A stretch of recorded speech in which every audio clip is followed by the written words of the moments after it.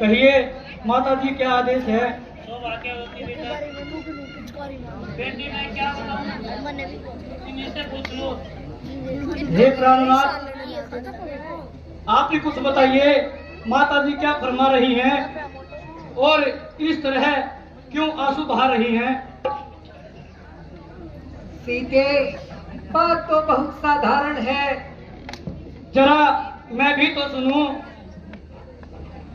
मैं तो हुक्म पिता का मान आज ही जाता हूँ जंगल को। मैं तो पिता का मान आज ही जाता हूँ। 14 साल का है वनवास आऊं, काट तुम्हारे पास। 14 साल का है वनवास आऊं, काट तुम्हारे पास। तुम होना नहीं उदास, रौनक देना इसे महल को। मैं तो हुक्म पिता का मान आज ही जाता हूँ। रखना अपने मन में धीर होना, मत दिल में दिलगीर। रखना अपने मन में धीर होना, मत दिल में दिलगीर। ऐसी कायम करो नज़ीर, दुनिया के नादाना नल को। मैं तो हुक्म पिता का मान आज ही जाता हूँ जंगल को। ये ना नहीं भरत को दोष, वो तो बिल्कुल है निर्दोष।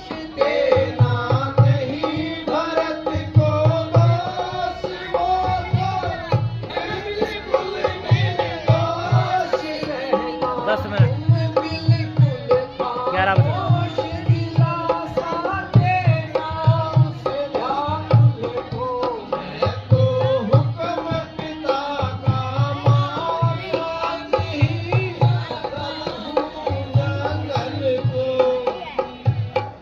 हे प्राणनाथ,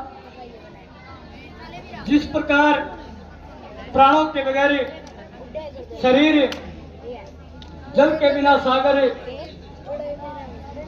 शोभाहीन है, इसी प्रकार पति के बिना स्त्री का जीवन भी मलिन है।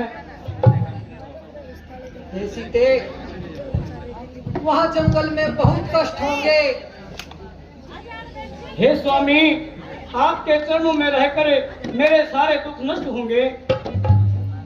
सीते, वहाँ जंगली जानवर तुम्हें डराएंगे।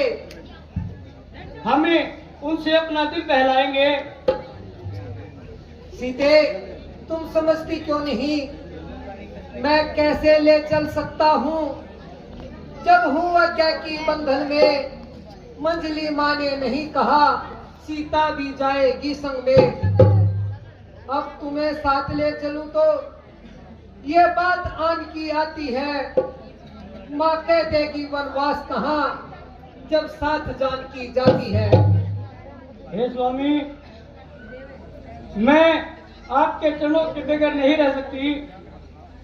बस आपके साथ ही जंगल में चलूंगी, क्योंकि मेरी माता ने विदा करते समय ये कहा था कि जहाँ तुम्हारे प्राणनाथ हैं वहीं तुम्हारा स्वर्ग है। ठीक है प्रिय, चलो। मुझे मालूम है तुम अपनी हट से नहीं चलोगी और साथ अवश्य चलोगी। माता जी, माता जी, मैं आपके पैर पकड़ती हूँ और मुझे साथ जाने की आज्ञा दीजिए। ठीक है बेटी, अब मैं क्या करूं? मुझे घर घाट से सोच ले दो।